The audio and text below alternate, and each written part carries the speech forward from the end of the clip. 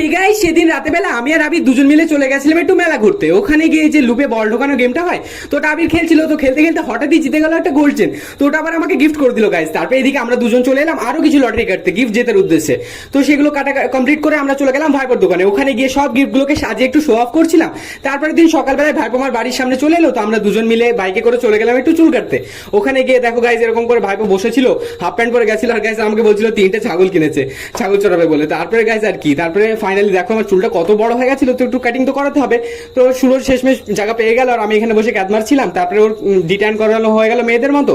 তারপরে আমিও চুল কাটিং কমপ্লিট করে দেখো গাইস কেমন লাগছিল। তারপরে আমি ওর সঙ্গে চলে গেলাম একটা মিষ্টির দোকানে। ওখানে গিয়ে প্রথমে ক্ষীরমালাই অর্ডার দিলাম, তো সেটা খেয়ে নিলাম। তারপরে ভাই বললো আরো কিছু মিষ্টি খাবে, তো খেয়ে নিল। আর এর করে দাঁত বের করে হাসছিল। তারপরে আমি বাইকের পেছনে বসে বাড়ি চলে এলাম। বাড়িতে এসে অনেক বেশি গরম লেগেছিল, আর গায়ে তো চুল ছিল গাইস, তাই চলে গেলাম গোসল করতে।